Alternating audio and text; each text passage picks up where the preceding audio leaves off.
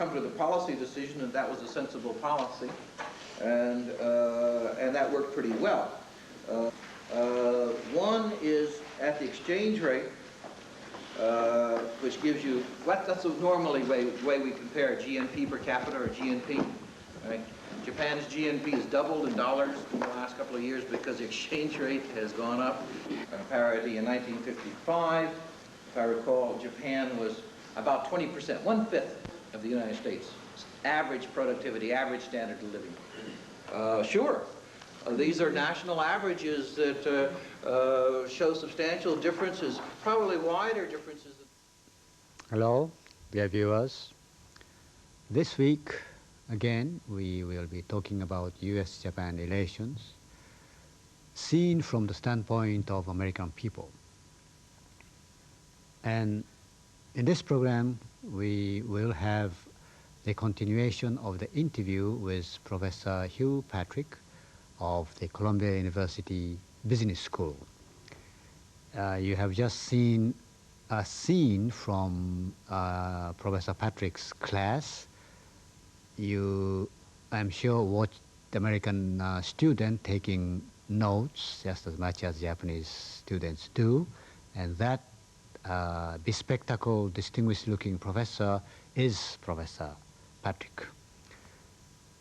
The title for this week is Culture for Export, and that means, according to Professor Patrick in his interview, that Japanese export lots of products, but not enough culture. So in this interview, in the latter half of this interview, we will talk about the future of U.S.-Japan relations, multilateral aspect, and also the long-term outlook for our bilateral relations. And after the end of the interview, Virginia Locastro here and myself, once again, we'll have discussion about the substance of the discussion. Virginia, it's nice to have you again this week. Nice to be here. Let's watch the program.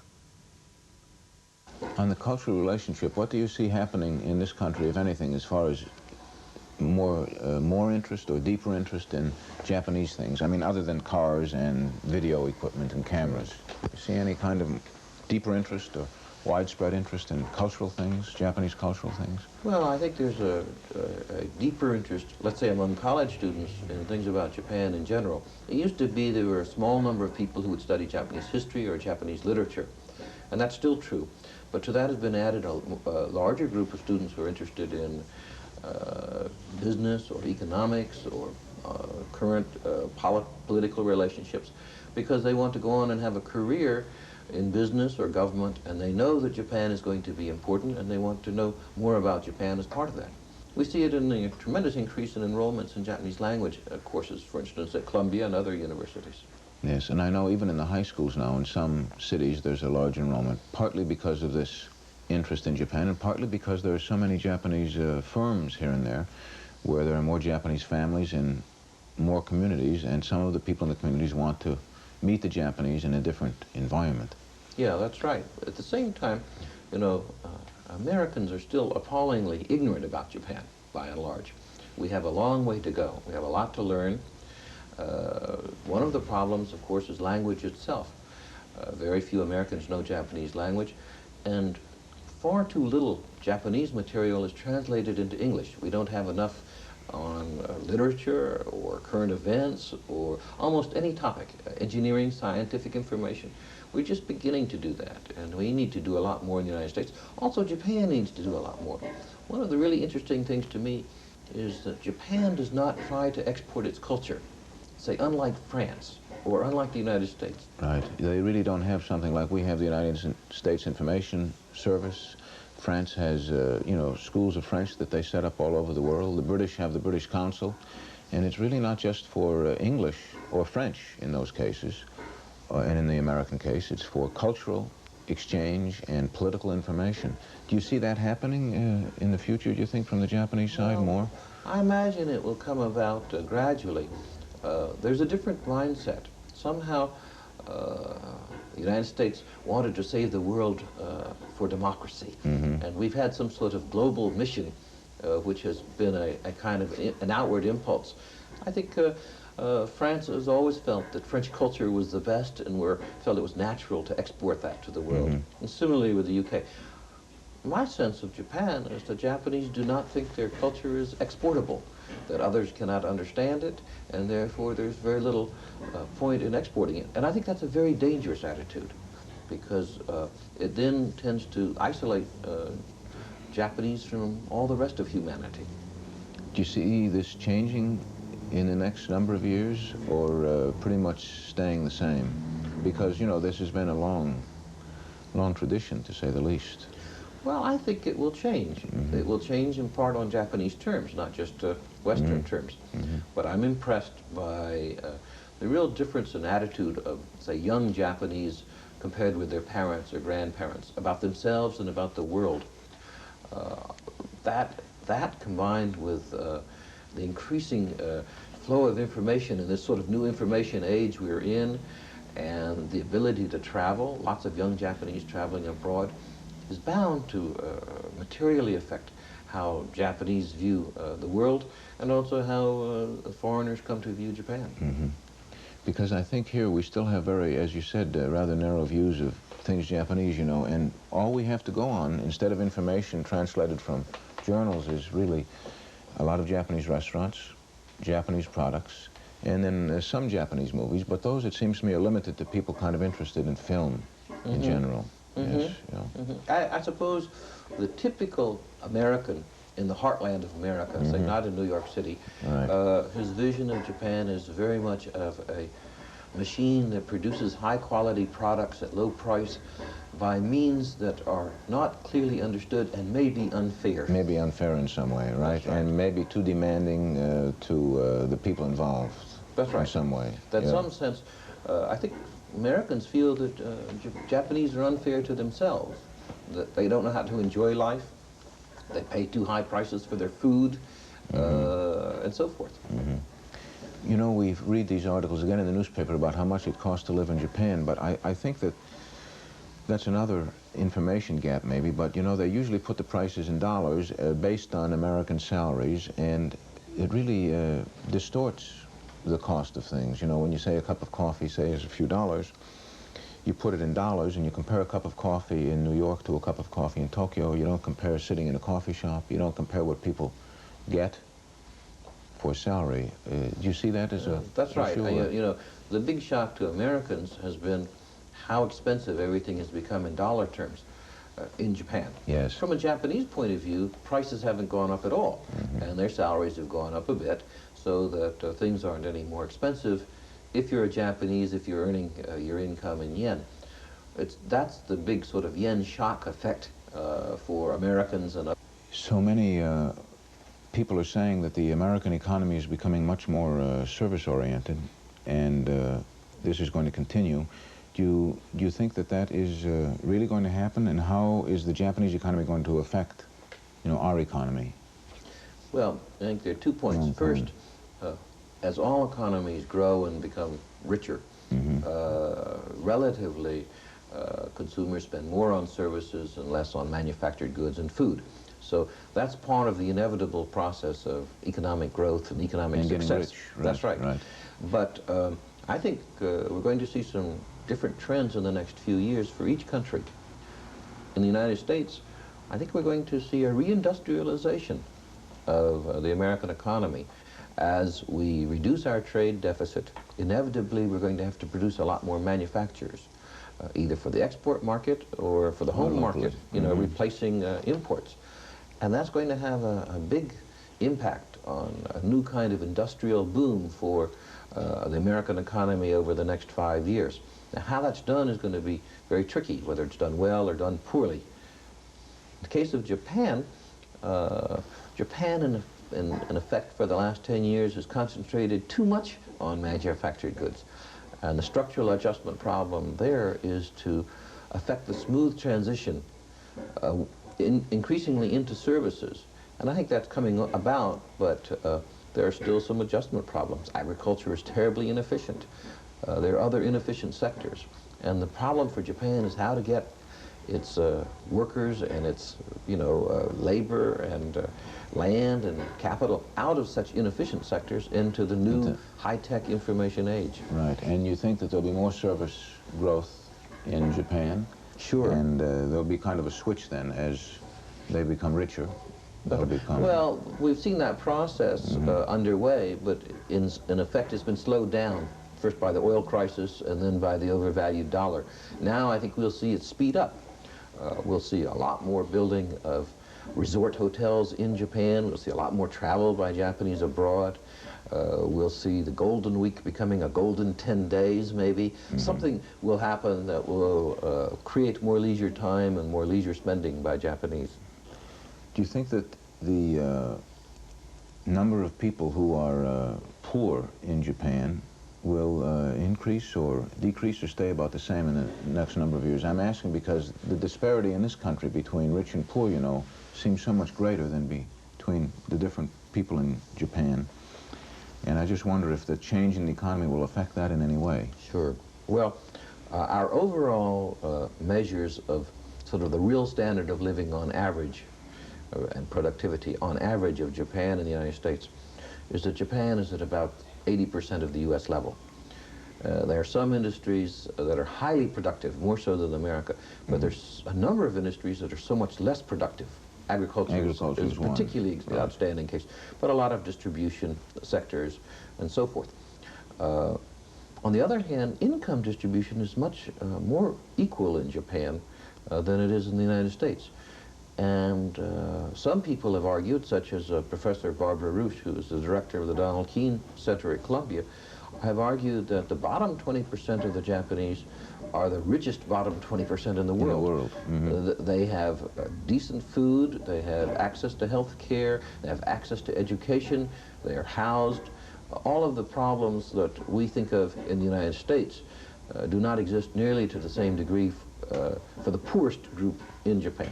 Yes. Now, that's not to say that there aren't poor people or there aren't people in trouble in Japan. There are.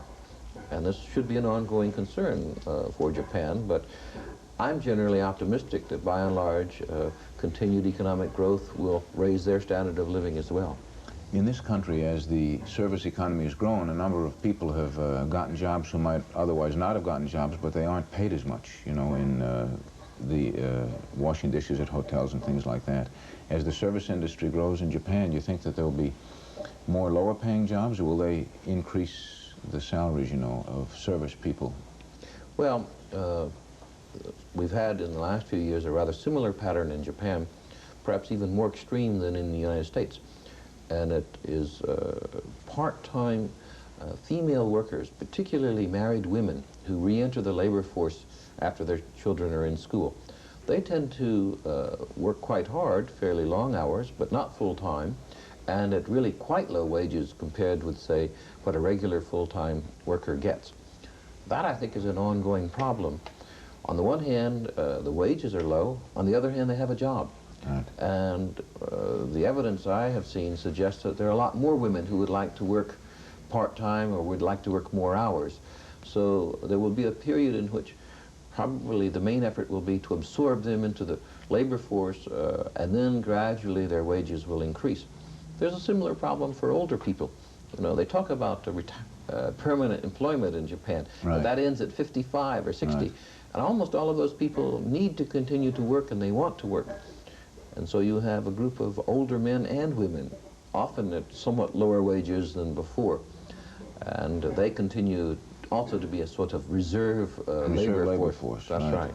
That's right. So then a shortage is unlikely as service industries increase there. I mean, it's I don't see that as a major problem. Yes. The one interesting thing is there are beginning to be foreigners working in Japan in unskilled jobs in quite large numbers. I've heard estimates as many as 2 million foreign workers in Japan, many of them illegal, in construction work, in various kinds of service jobs at very low wages, probably lower than lower standard. even than the Japanese are getting. Yes, yes. And that's why they have been brought in. This may turn out to be one of those sort of hidden social problems for Japan, just as it's been for the United States. Country. That's yes, right. Yes. Yeah.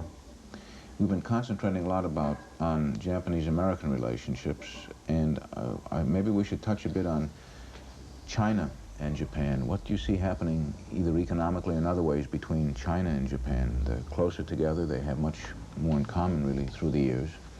Well, let me say first, Japan, after all, is now a world leader. So that Japan can never be looked at in any bilateral perspective alone. It always has to be in a global context. And in the case of Japan, in a regional context of the Pacific Basin. Clearly, Japan is the most important country in the Western Pacific. China is the second most important country. That relationship will continue to grow and deepen. On the other hand, China has a long way to go before it achieves even a moderate level of economic development. Japan is far ahead of it technologically. Another player in the region is the Soviet Union. And what do you see happening between, well, it's really not just, again, Japan and the Soviet Union, it's Japan, the Soviet Union, China, I suppose. That's right. Yes. And the United States. And the United States. Well, on the economic side, the question is, when will the Soviet Union really pay a lot of attention to developing Siberia and its so-called maritime provinces, and whether the trade relationship with Japan will become significant. That's sort of, there's been a flirtation for the last 10 years, but it's never turned into anything significant. Politically, what may be most important for the world in the coming 5 years is the decrease in tension between the United States and the Soviet Union. And that has profound implications for everybody, but particularly, I think, for Japan. Does it kind of free up Japan to do different things with the Soviet Union?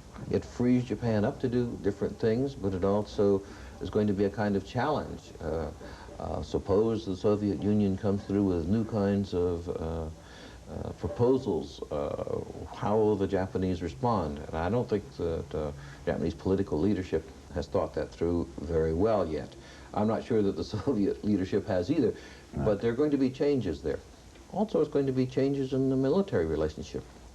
If the U.S. perception is that the Soviet threat is less strong, the United States is going to be less willing to provide sort of the defense expenditure burden for the entire world, including Japan. So there may be some pressure on Japan to bear more of the costs of defense, though not necessarily having to build up its own self-defense forces.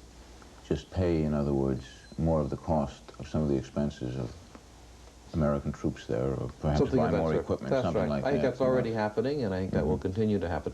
Actually, the defense relationship between the United States and Japan is one that seems to be on particularly good terms. It's been managed rather well during the Reagan administration. Some of us at the very beginning of the administration worried that that would be the big issue of the 1980s, but it's turned out that trade has been the big issue between the two countries. And the military relations are quite... On the whole, are quite good. Good. And in the future, you're optimistic in general about Japanese-American relationships, military, economic, political, cultural? Well, I think in the short run, things are going to be difficult. We're in a sort of a confrontation mode, and it's not quite clear to me how that will work out. And the new American president, whether he's Democrat or Republican, will have a number of issues that have to be tackled. And some of those may also cause some short-run difficulties in our relationship.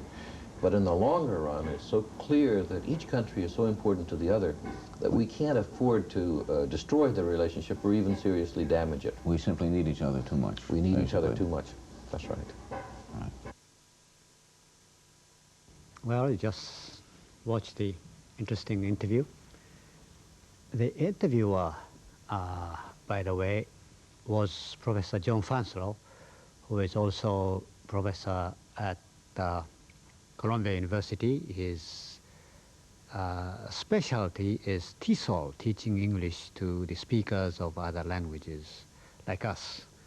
Don't you think Professor Fanselow tends to speak very fast? Well, I'm not sure I would completely agree with that. He is a New Yorker, so New Yorkers tend to speak quickly. But he does repeat what he says. Usually he says the same thing twice, which of course then compensates for speaking quickly. I see. Yeah. Well, to me, for the fact that he is a teacher of English, his English is not really easy to understand because he tends to speak so quickly. Yes, I suppose that's true. Yes, yes. But he doesn't on a daily basis teach English, so maybe he can get away with it.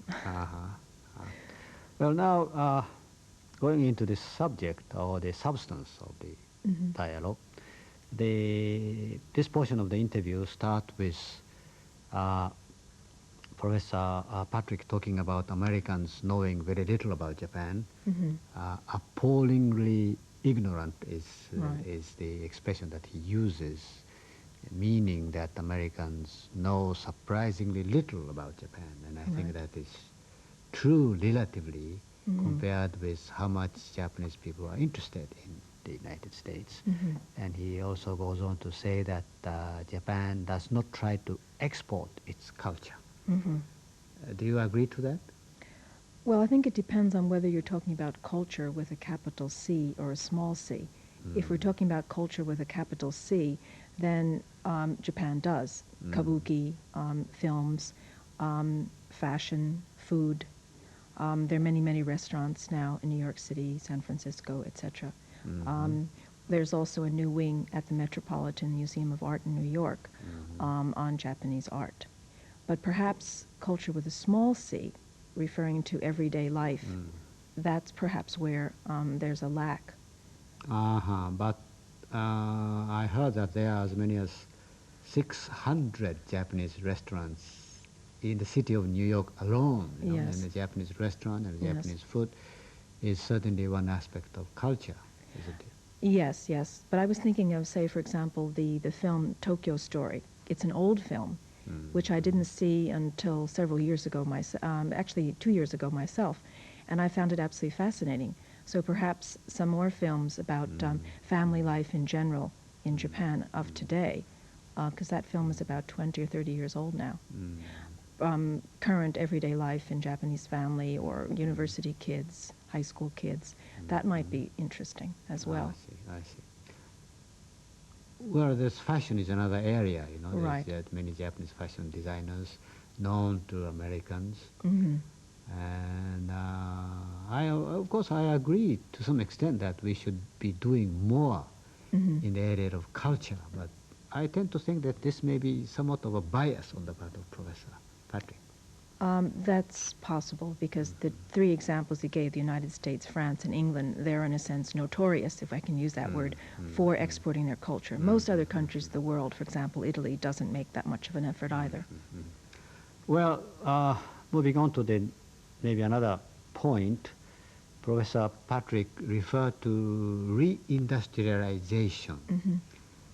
What do you think that means? Well, I'm not an expert on this, but I think what he means is that as the number of imports in the United States drops, then the United States will find that it has to get into manufacturing more goods domestically and then also to export, which means more steel products, automobiles, goods of that sort, electronics, that will then begin to be produced on an even more extensive level than even in the past in the United States. That is, to some extent, contrary to what people had expected. We used to talk about deindustrialization rather than reindustrialization, meaning that the tendency will be less on manufacturing but more on service and knowledge. Right, yes.